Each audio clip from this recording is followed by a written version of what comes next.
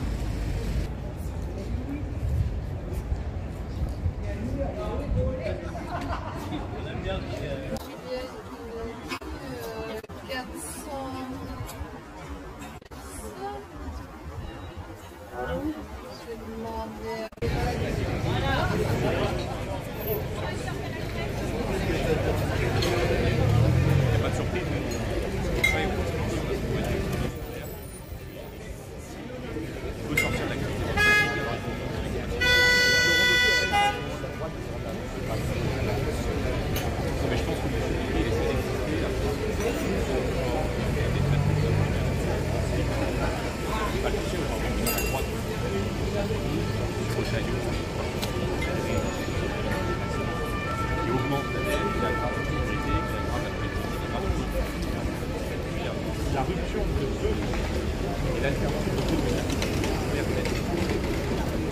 aujourd'hui, les députés qui votent la commission fiscale.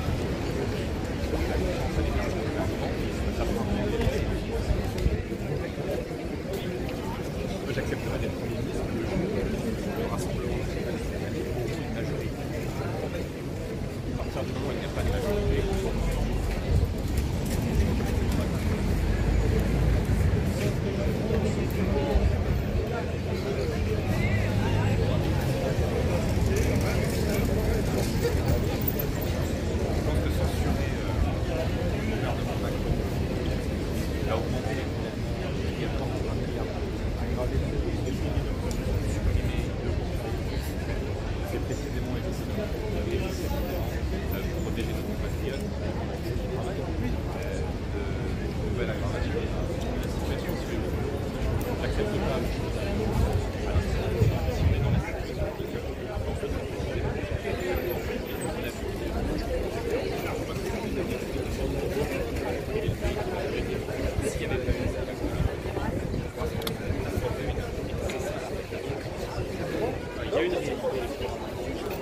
les gens qui vont pouvoir assumer les mais nous n'avons aucune activité.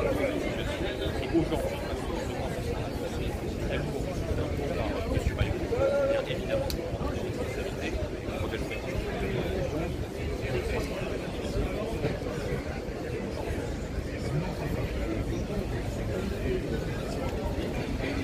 je ne sens pas concerné dans cette dernière sélection législative, décidément, pour assumer d'abord avec le pouvoir et avec la coalition, pour exprimer ce que souhaite la majorité française. Nous n'avons pas de responsabilité dans la question. Aujourd'hui, on va dire à la fois sur le droit, sur l'industrie,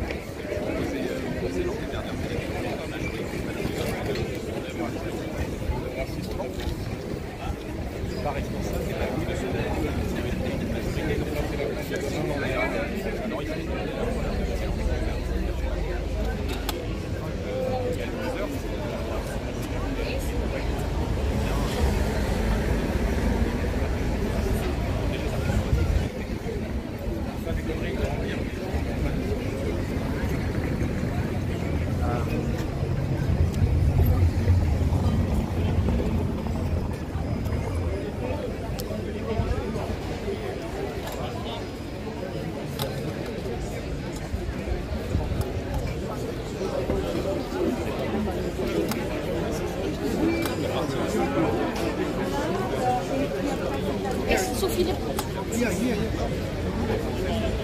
opposé à la politique d'Emmanuel Macron dans les dernières élections européennes et législatives. Chose possible. Quand on entend des annonces prochaines, prélèvements obligatoires de 3 millions, aggravation de la dette publique, aucune économie ne doit rester pour l'État. Notre responsabilité, c'est d'empêcher que la massacre.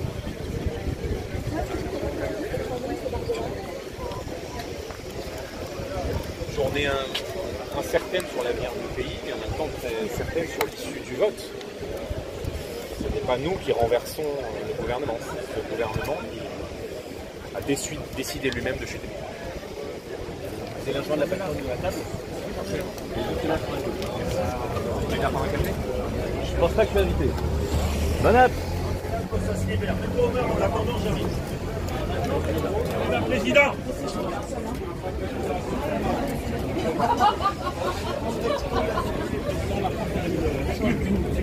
Elle est déjà coulée, mon ami, avec la gauche. La France, elle coule si les présidents. Elle est déjà coulée, la France. Ah mais attendez, et la crise énergétique, c'est sa faute aussi? Ah bah bien sûr. Ah, c'est lui qui a voulu la guerre en Ukraine peut-être. C'est la France qui a... Qu'est-ce qu'il a besoin de faire la guerre? Mais attendez, c'est lui qui... Dis-moi, avec quel argent? Mais c'est la France. Avec quel argent Attendez. paye l'Ukraine? À quoi ça sert? Attendez, je sais pas avec quel argent. Mais sinon... Il faut bien défendre l'Ukraine. Sinon l'Ukraine serait en ruine. Mais pourquoi vous pensez que Macron essaie de s'allier avec Trump? C'est pas par Il n'a pas le choix, monsieur. Voilà, exactement, il n'a pas le choix. Mais je suis pas contre. Mais Là, je suis pas contre.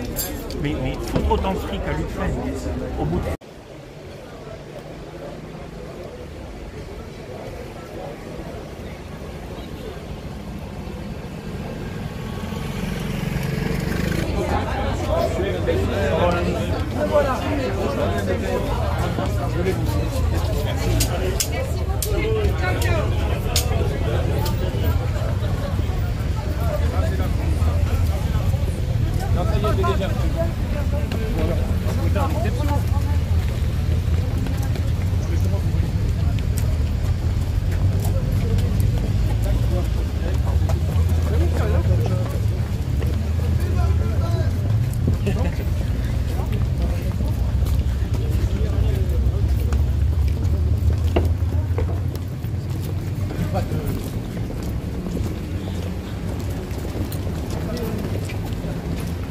Faut sauver la France.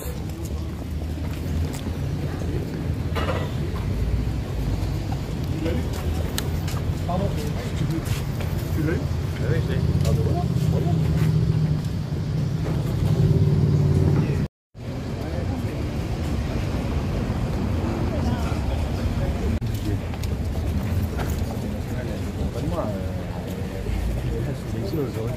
Je pense que si on veut un changement de politique, oui, ça passera un peu par le président de la République. Mais il n'y a pas besoin que certains le disent, moi je l'assume, c'est ma position. Je crois que c'est une position largement partagée dans le pays. Même si c'est un Premier ministre socialiste. Mais pour faire le programme qui s'inscrit dans la continuité de la politique d'Emmanuel Macron. Franchement, un peu de sérieux. Je pense que les gens, ils n'attendent pas aujourd'hui des tambouilles, des manœuvres pour permettre à M. Macron de rester au pouvoir et continuer à appliquer sa politique. Il faut tourner la page de cette politique et ça passe par son départ. Et la solution pour vous, c'est quoi alors justement? Le départ du président de la République. Je ne le sais pas. La mobilisation, qu'il y ait du monde dans la rue à partir de mercredi, ça va ensemble. Si tout le monde se mobilise, on peut obtenir un changement politique. Il faut se battre pour ça. Vous y croyez, vous, cette mobilisation du 10 septembre? Oui, bien sûr. Je trouve qu'il y a des bons échos, des bons signaux pour l'instant. Il faut que tout le monde s'implique complètement. Que tout le monde s'empare de cette mobilisation. Il faut le faire de manière pacifique, parce qu'on voit bien qu'il peut y avoir des provocations pour essayer de faire des choses comme tout ça. Il faut le faire de manière pacifique, là, déterminée. Si tout le monde s'y met, je pense oui, que ça va permettre de tenir enfin le mouvement politique d'auto-développement. Je pense que les gens sont assez de la justice. On est nombreux à payer les cadeaux que M. Macron a fait aux riches et aux grandes entreprises. Les gens ils souffrent beaucoup. Donc il y a beaucoup de colère, il faut que cette colère ait une issue politique positive. Beaucoup de participants de septembre parlent justement d'un spectacle désolant de la classe politique tout entière. Ça, je pense qu'il faut voir tout le monde essayer de manœuvrer pour voir qui va rentrer au gouvernement, qui va en sortir, sans jamais à aucun moment changer de politique. Vous y contribuez un petit peu? fois, moi j'ai dit les choses assez clairement, je pense qu'on n'a rien à gagner dans ce type de manœuvre et on a besoin que les projets français soient sollicités pour en quelque sorte débloquer la situation. Quand on est dans une situation de blocage, c'est une démocratie, les électrices et les délégats qui doivent passer par une élection présidentielle anticipée. Ça c'est mon point de vue. Après je comprends qu'il y a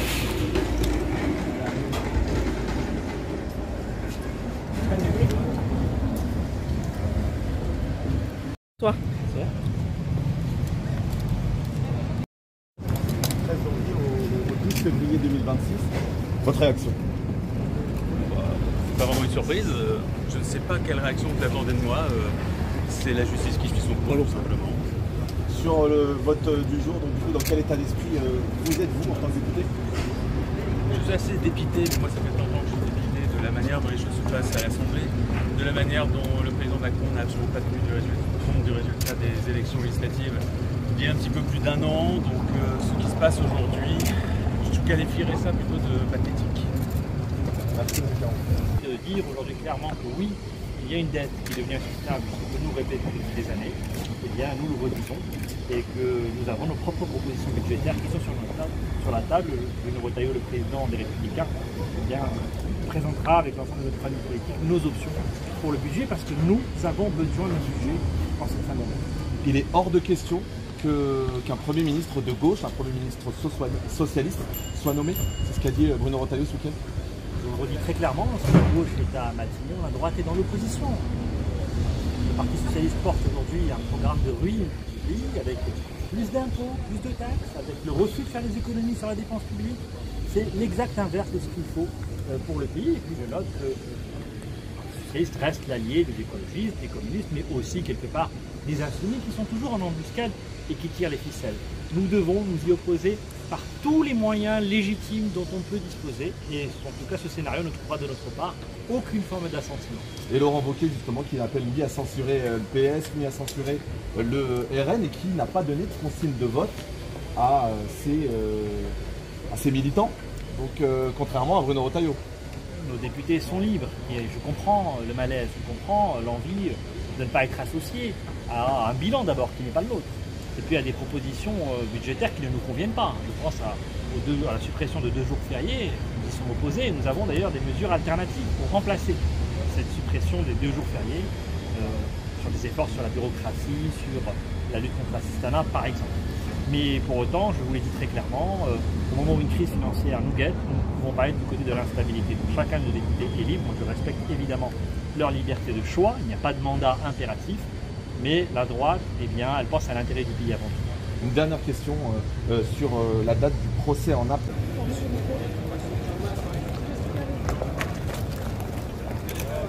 Les présidents de la République qui ont failli, qui ont mis la situation, la France dans une situation de grand danger. Ils ne méritent pas la confiance et ils n'auront pas notre confiance. Réaction, M. Cottier, à la date du procès en appel de Marine Le Pen.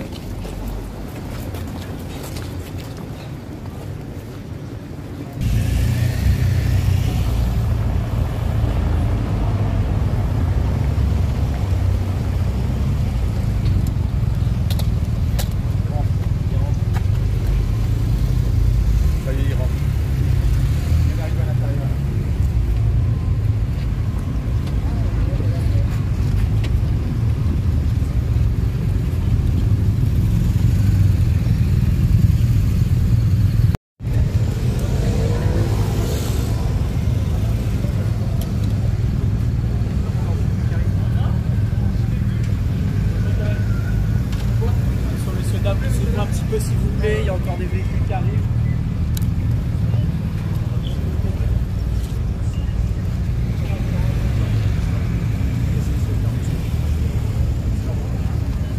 Attention madame.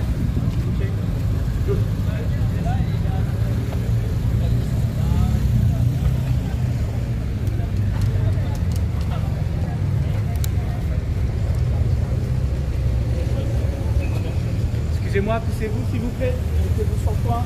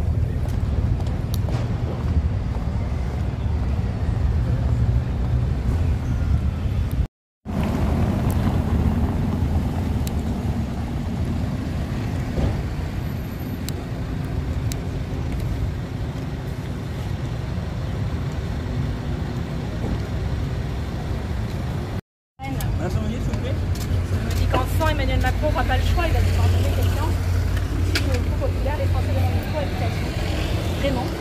Il ne peut plus nommer une troisième fois quelqu'un de son camp.